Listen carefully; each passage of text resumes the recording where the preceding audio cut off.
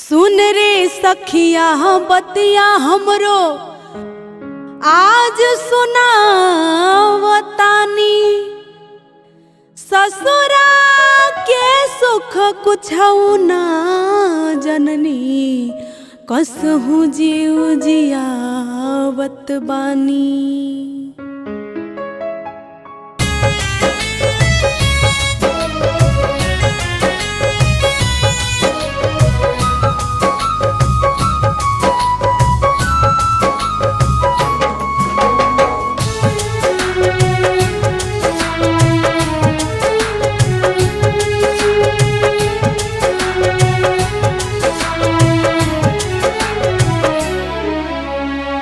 सास बोल बिरहन बोली, सास बोल बिरहन बोली, ससुर बेरहम बा।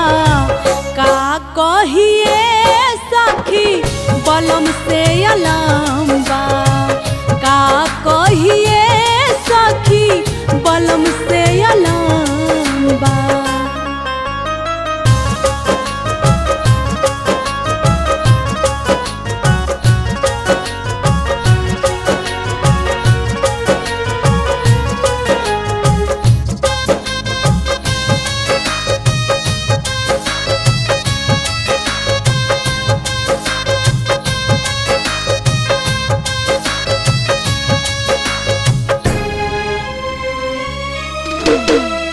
बाबूजी हवे हमर गरीब किसान हो, दिहले समान जवन रहे सकान हो।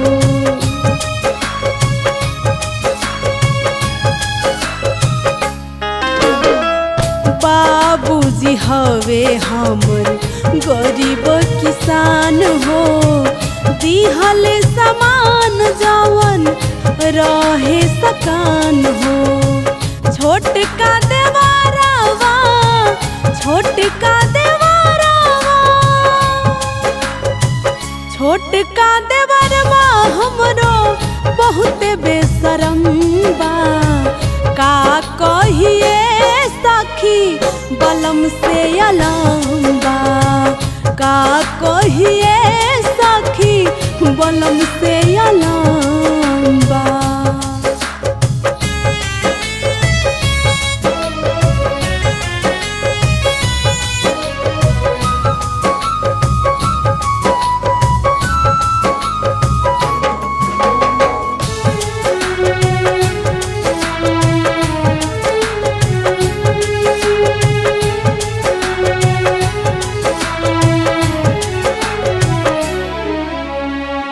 दहेज के खातिर बाबूजी बेची दिहले घर हो, पैसा के उलखन देवे सास हमर बर हो।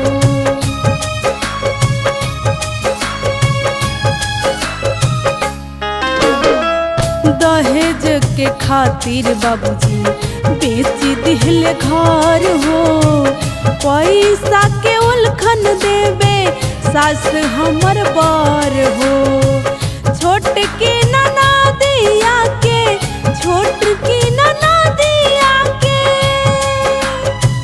छोटकी ननदिया के बोली जहर बा।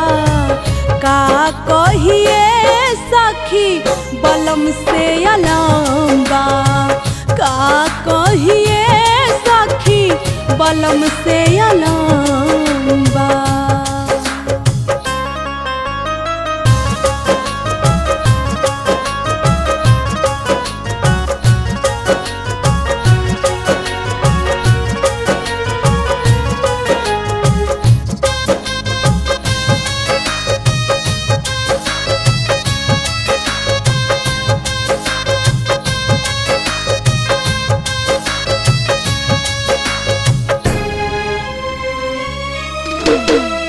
राम दयाल अगुआ कैसे करब लो बियाह हो, मेवालाल सजनवा तूहू कैला तबाह हो।